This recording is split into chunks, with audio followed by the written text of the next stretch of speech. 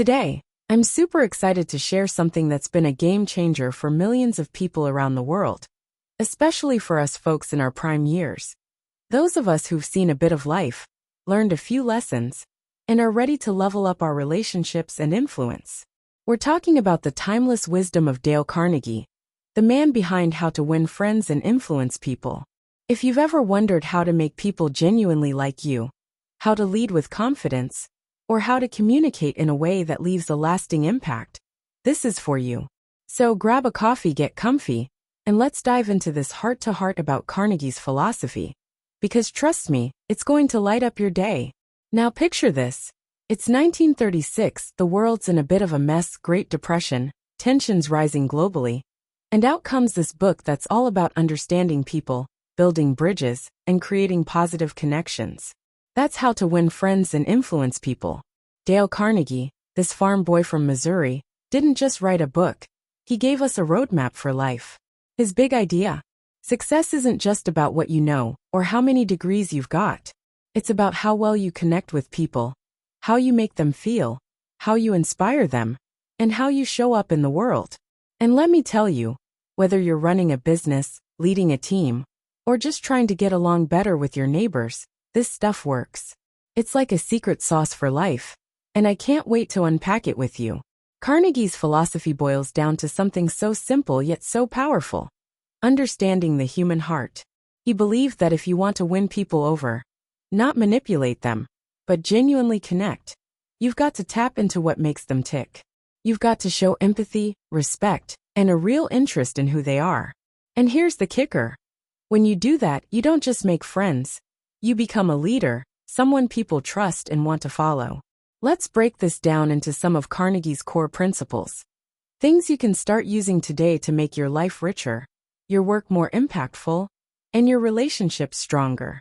And don't worry, I'm going to sprinkle in some stories, some science, and a whole lot of positivity to keep you smiling along the way. First up, let's talk about one of Carnegie's golden rules: avoid criticism. Now, I know what you're thinking. Sometimes people mess up, and you just want to call them out. Trust me, I've been there. But Carnegie says criticism is like throwing a boomerang. It comes right back and hits you. When you criticize someone, they don't think, "Oh, I need to change." Nope, they get defensive, they dig in, and suddenly you're in a battle. Carnegie's point is that criticism shuts people down. It makes them feel attacked, not inspired. Instead, he says, try understanding where they're coming from. Let's say your coworker, Mike, misses a deadline. Instead of saying, "Mike, you dropped the ball again," try something like, "Hey Mike, I know you've got a lot on your plate. Let's figure out how we can make this project smoother next time." See the difference? You're not pointing fingers, you're building a bridge. There's science behind this too. A 2013 study from the University of Michigan found that negative feedback triggers the brain's fight or flight response, making people less open to change.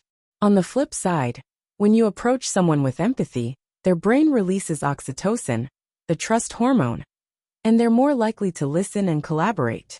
Think about John, a manager I know in Chicago. John used to be the king of blunt feedback. He'd tell his team exactly what they did wrong, thinking it would toughen them up. But his team started tuning him out, and morale tanked. Then John read Carnegie's book and decided to try a new approach. When his employee Sarah botched a client presentation, instead of tearing into her, he said, "Sarah, I can see how much effort you put into this.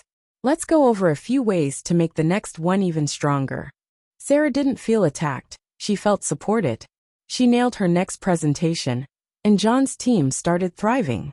That's the power of skipping criticism and choosing understanding. Now let's move to another Carnegie gem: give honest, sincere appreciation. This one's like sunshine for the soul. Carnegie believed that people crave appreciation, not flattery but the real stuff. When you notice something someone's doing well, and you call it out, it's like giving them a burst of confidence. And here's the thing: it doesn't have to be a big deal. Maybe your colleague Lisa stayed late to finish a report. A simple, "Lisa, I really appreciate how you went the extra mile on that report.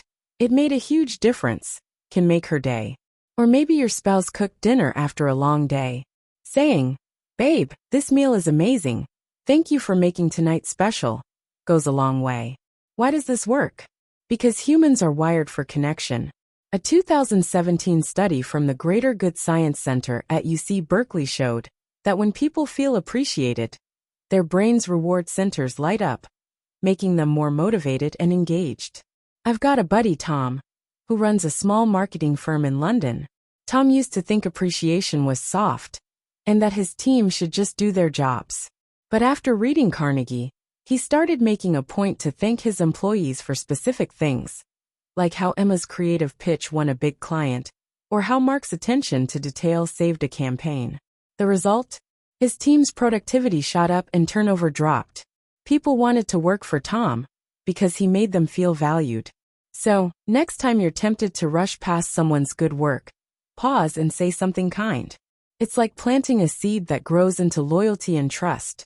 Alright, let's hit one more big Carnegie principle. Become genuinely interested in other people. This one's my favorite because it's so simple but so transformative. Carnegie said, "You can make more friends in 2 months by becoming interested in other people than you can in 2 years by trying to get other people interested in you." Think about that. Instead of talking about yourself all the time, ask questions. Listen. Show you care. People love talking about their lives, their kids, their hobbies, their dreams. And when you listen, really listen, you build a connection that's deeper than any small talk.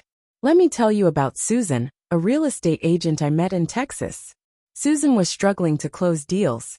She'd go on and on about her properties, thinking that's what clients wanted. But after attending a Dale Carnegie course, she flipped her approach.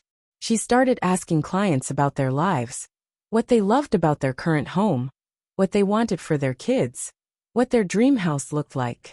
One client, David, told her he wanted a big backyard for his dog. Max. Susan didn't just nod. She asked about Max, what kind of dog he was, what games he liked. David was thrilled to talk about his pup, and Susan found him a house with the perfect yard. David didn't just buy the house, he referred Susan to all his friends. Why? Because she cared. She listened. That's Carnegie's magic at work. There's research to back this up too. A 2016 study in the Journal of Personality and Social Psychology found that people who ask thoughtful questions and show genuine curiosity are rated as more likable and trustworthy. It's called active listening, and it's a skill you can practice every day. Next time you're at a coffee shop, ask the barista how their day's going. At work, ask your coworker about their weekend plans. Little moments like these add up. And before you know it, people are drawn to you like moths to a flame. Now let's zoom out a bit and talk about why Carnegie's ideas are so perfect for us middle-aged folks. By this point in life, we've got some experience under our belts, right? We've led teams, raised kids, navigated tough conversations. But sometimes we get stuck in our ways. Maybe we're so focused on getting things done that we forget to connect with the people around us. Or maybe we're dealing with stress, retirement planning, aging parents, you name it, and we don't have the energy to be our best selves. Carnegie's philosophy is like a reset button. It reminds us that no matter where we are in life, we can always choose to show up with empathy, respect, and a positive attitude. Take my friend Karen, for example. Karen's in her 50s, a project manager in New York. She used to feel like her younger colleagues didn't respect her ideas. She'd get frustrated and snap at them, which only made things worse. Then she picked up how to win friends and influence people, and decided to try Carnegie's approach. Instead of arguing with her team, she started listening to their perspectives. She'd say things like, "That's an interesting idea, tell me more." She also made a point to praise their efforts, even small ones. Over time, her team started coming to her for advice, and she became the go-to mentor in her office. Karen told me, "I thought I was too old to change, but Carnegie showed me it's never too late to build better relationships." That's the beauty of Carnegie's ideas, they're timeless. Whether you're 40, 50, or beyond, you can use these principles to lead better, love better, and live better. And let's be real. In today's world, where everyone's glued to their phones and real connection feels harder to come by, these skills are more important than ever. Imagine walking into a meeting, and instead of checking your email, you ask your colleague how their kid's soccer game went.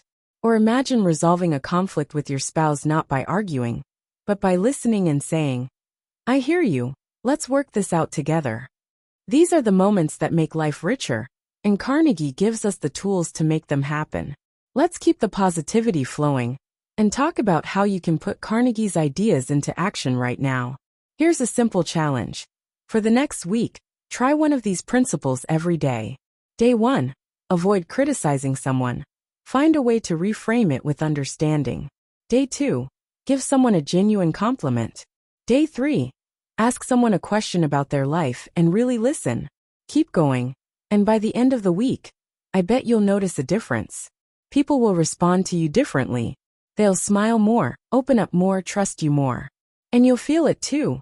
A little spark of joy from knowing you're making a positive impact. I want to share one more story before we wrap up, because this one really hits home. My friend Paul, a 55-year-old school principal in Manchester, was having a rough time. His staff was burned out, parents were complaining, and he felt like he was failing as a leader. He stumbled across How to Win Friends and Influence People at a used bookstore and decided to give it a shot. Paul started small. He made a point to thank his teachers every day for something specific, like how Mrs. Thompson handled a tough student, or how Mr. Lee made math fun. He also started listening to parents instead of defending himself. When a mom came in upset about her son's grades, Paul said, "I can see how worried you are about Jake. Let's talk about how we can support him." Within months, the school's vibe changed. Teachers were happier, parents felt heard, and Paul felt like a true leader again. He told me, "Carnegie didn't just save my job, he reminded me why I love it." That's what I love about Carnegie's philosophy. It's not just about getting ahead. It's about lifting others up and finding joy in the process. And the science agrees. A 2020 study from Harvard Business Review found that leaders who practice empathy and positive reinforcement create teams that are 25% more productive and 30% more engaged. So whether you're leading a company, a family, or just your own life, Carnegie's principles are your secret weapon. All right, friends, we've covered a lot today, and I hope you're feeling as pumped as I am. Dale Carnegie's ideas, avoiding criticism, giving sincere appreciation, and showing genuine interest, are like a blueprint for building a life full of connection, influence, and happiness. They're simple, but they're not always easy. It takes practice, especially when life gets busy or stressful. But here's the thing. Every time you choose to listen, to appreciate, to understand, you're not just making someone else's day better. You're making your own life richer too. So let's make a pact. Let's take Carnegie's wisdom and run with it. Try those principles this week, and let me know how it goes in the comments. I want to hear your stories. Maybe you made a new friend, resolved a conflict, or just felt a little more connected. And if you haven't read How to Win Friends and Influence People yet, grab a copy. It's like having a wise friend in your pocket, cheering you on. Thanks for hanging out with me today, you amazing people. If you enjoyed this video, give it a thumbs up, hit that subscribe button, and ring the bell so you don't miss our next chat. We're all about growing as leaders, communicators, and human beings, and I'm so glad you're on this journey with me. Keep shining, keep connecting, and I'll see you in the next video. Take care.